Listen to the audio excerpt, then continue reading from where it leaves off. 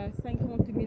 Médinois qui devraient voter. Est-ce qu'aujourd'hui vous êtes optimiste par rapport au nombre important de personnes qui vont voter ici au niveau de la Médina? Oui, je suis très optimiste. Assalamu alaikum à toute la population sénégalaise.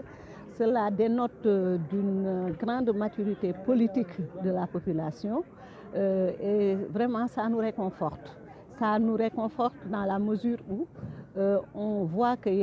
quelquefois il y a des élections où il n'y a pas une grande affluence. Donc ça nous réconforte et on a vraiment envie que tout le monde sorte. On a envie que tout le monde participe parce que c'est un acte citoyen. Êtes-vous confiante? Bien sûr, parce qu'on a le meilleur profil, on a le meilleur candidat. Bon, tout le monde le dit. On a le meilleur programme. Et là, on croit que les Sénégalais sont assez mûrs politiquement et ils savent faire la part des choses et ils savent distinguer la bonne graine de l'ivraie. Et que pensez-vous du déroulement du scrutin ici au niveau de la Médina? Ça se passe bien de manière globale. Moi, je viens de voter et je vois que dans mon centre de vote, il n'y a pas de heurts, il y a vraiment la quiétude, les gens votent normalement. Je ne suis pas encore dans les autres centres, mais je me renseigne et on me dit que ça se passe normalement et on s'en félicite. ci wolof gis nañu lu toll ci 50 000 Médinois tey ñoo war a voté fii. Est-ce que jàpp nga ne tey nombre important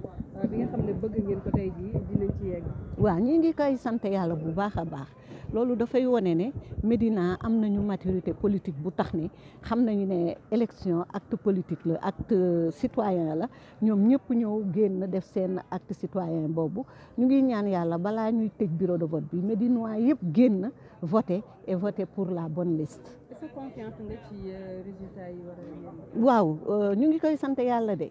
am xel bu dal di ñaan yàlla bu dee clairvoyance bi nga xam ne yaakaare nañ ko nit ñi bu dee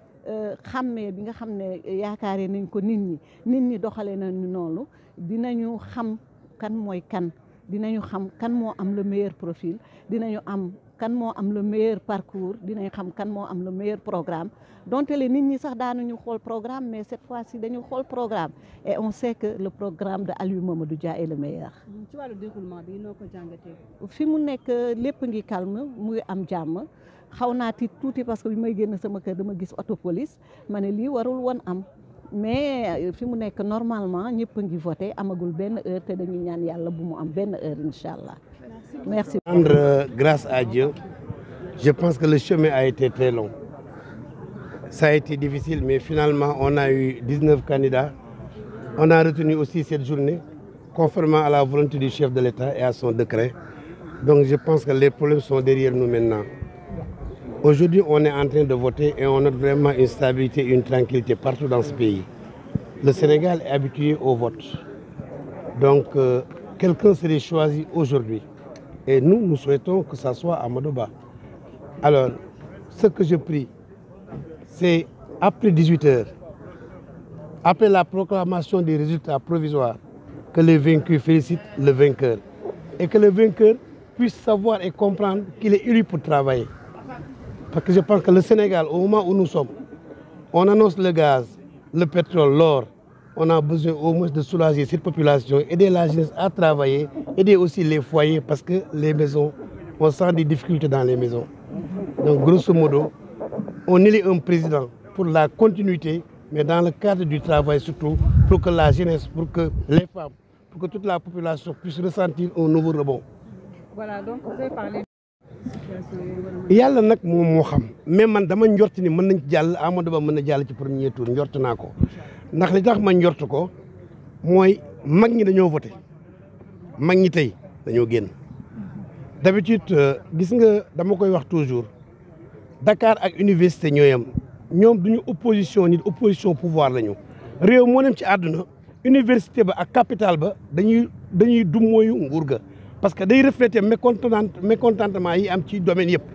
mais du nit ki ci boppam la ñuy opposé wul nguur gi lañu du Amadou la ñuy opposé wul ndax Amadou xam nga deful kenn dara déggoo ko ci benn coow mais nguur ga ca boppam la ñuy opposé wul mais tey boo xoolee élection yi passé fi ñuy jaar nga xam ne dëkk boo dem parce que élection ñu wax ko tamit Benno Bokk Yaakaar mosul ñàkk élection au niveau national même législative yi passé boo boolee coalition yi tamit ba tey moo leen raw kon tey ñoom ba ñu booloowee taxul woon ñu raw ñu ci Sénégal kon bu dee ci ñoom nag juróom-benn ba juróom-ñetti candidat génn na ci kon as tuut loo am nag mën nga leen cee rawee loolu taxul nga jàll premier tour nag mais am na loo leen di rawee mooy yaay jiitu bi mën na la yóbbu premier tour comme mën na la boole keneen deuxième tour même tey bu ñu demoon deuxième tour dañ ci am yaakaar ndax Sénégal nag mën na ñoo mer trop parce que ñun ñi bi Macky Sall ne nekkatuma candidat te bi Macky Sall tamit ne le 2 damay dem bu Macky Sall demee le 2 boobaa gisatoo Macky Sall boo mere wala nguur goo mere xam nga looy gis ëllëgu Sénégal di nga xam ki ko mën a yor ak ki ko mënul yor ak ki koy jàng yor ak ki ko tàmm yor. wax nga ko sànq électeurs yi génn. aw ma ci benn xibaar jamono ji mais li ma gis mooy li génn ci suba si musul génn ci suba ak élection loolu woon na ni élection bi soxal na nit ñi te jigéen ñi nag ak mag ñi su ma leen gisee rek xel mën naa dal parce que ñi aventuré wu di faj mer ak di ko fajee mer ci présidentielle bi xëy na ñi gën a féete ndaw la mais mag day gis lu xale gisul day gis ñi dal teey te duñu fayantoo jërë ngeen jëf. ci xaar bi leen xaarloo ñëw nañu tey mu nekk bés bu am importance parce que comme ni ma koy waxee bésu vote citoyens yi ñoo jëlaat seen pouvoir te loolu mooy règle démocratie parce que mooy nit ki dafay am mandat bu àpp jotee ñu delloowaat yëpp en jeu ku mu neex ku bëgg te matal li nga xam ne moom la loi bi wax nga yëkkati sa loxo ni candidat la bésu tey bi nag c'est la fête des citoyens ñoo moom bés bi ñooy jël décision bu importante boo xam ne dafay engagé sunu avenir ci juróomi at yi donc lépp lu ñuy xool ci wàllu faju ki ñuy tànn tey moo ciy ëpp dogal lu ñuy xalaat ci wàllu dund gi ki ñuy tànn tey moo ciy ëpp dogal ni ñuy dëkkeek sunu ay voisins moom moo koy déterminer donc avenir u nit ñi gannaaw li yàlla di def ni ñu koy defaree ci loxoom la ñu koy teg te may ko sañ-sañ bi muy jël dogal yi donc décision bu importante la ñu war a jël tey donc li ñuy ñaan mooy yàlla na yàlla teg réew mi ci loxo ku mën a matale yooyu yëpp li ñuy ñaan mooy yàlla na yàlla teg réew mi ci loxo koo xam ne dina yokk jàmm ji yàlla na yàlla dimbali ñu ba tànn bi ñuy tànn nekk tànn boo xam ne dafay jëlee Sénégal kanam candidat yi bare woon nañu ci lim bi fukk ak juróom ñeent la ñu woon ñoom ñëpp ay doomi Sénégal lañu def nañu seen campagne ku nekk wax nga li nga xalaat li nga yéene li nga naal te may rafetlu lu neex ci campagne bi campagne yu ren bi gisuma ñu am benn acharnement di xas président bi fi bi jeexal donc ñu ngi tàmbali nag di jàng lu bees di dem ci campagne électorale boo xam ni ku nekk dafay wax ay proposition mais bu njëkk ba dañ daan toog rek na fi jóge na fi jóge na fi jóge Sénégalais nag ñoo moom décision yi li ñuy xaar mooy ban proposition moo mën a jël en compte seen ay préoccupations donc noonu la ñu félicité candidat yëpp ce n'est pas une formule de politesse mais c'est parce que ku nekk contribuer na ci démocratie mi en occupant sa place malgré li ñu doon wax naan fukki fan ak ñaari néew na mais jàpp naa ni ku ci ne bu dul nga dem physiquement jotale nga li nga bëgg a wax ci xarale yu bees yi moo xam réseaux sociaux yi la moo xam télévision yi ak yooyu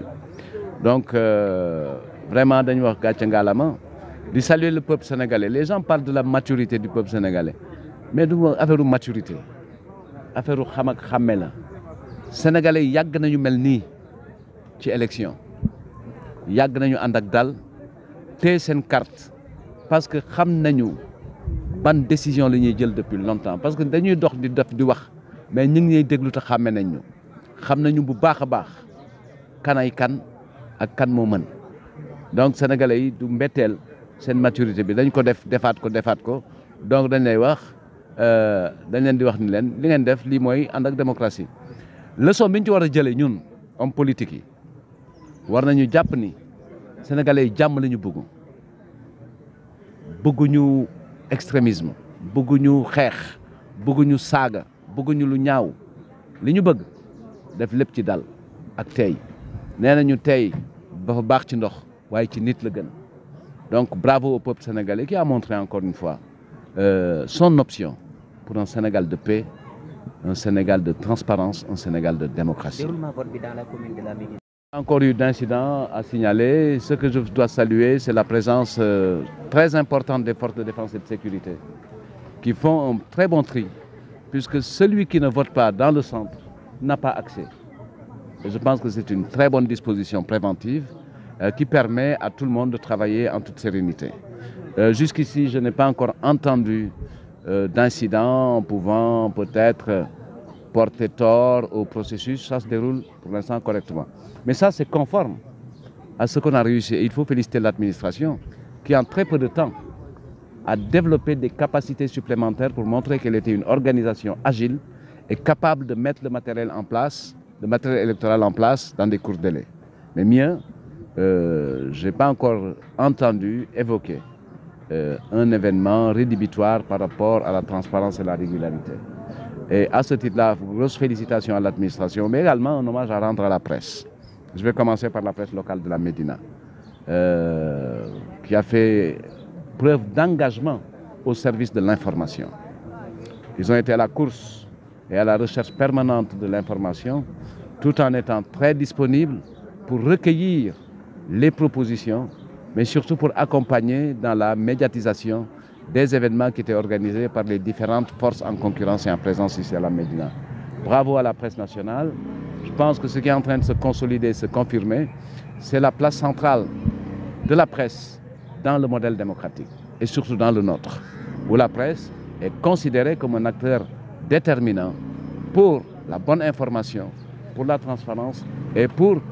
faire connaître et faire savoir ce que portent ceux qui sont en compétition, c'est-à-dire leur offre, pour que les Sénégalais agissent et décident en toute conscience. Bravo à la presse. Je pense qu'aujourd'hui, ce qui est important,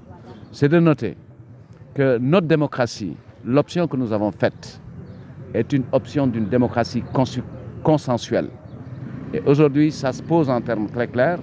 D'un côté, il y a le bloc de la République. De l'autre, il y a ceux qui ne sont pas conformes et en conformité avec ce que prescrit la République. Et donc l'intérêt du Sénégal, l'intérêt de la paix, de la stabilité, c'est de consolider et renforcer le bloc républicain pour que le Sénégal continue sa trajectoire et sa courbe de bonnes actions vers l'émergence. Vous avez changé de centre de vote ou pas? Non, je n'ai pas changé de centre de vote puisque c'était indiqué Malick Sy et au local, je me souviens, effectivement, j'avais voté ici. Mais ce matin, peut-être que Korgi Momo Diap, je suis allé à l'école Malick Sy, mais j'ai bien conscience que j'avais voté aux législatives dans ce centre, au bureau 3. Rien n'a changé pour moi. Korgi Momo Diap, mais ce n'est pas grave.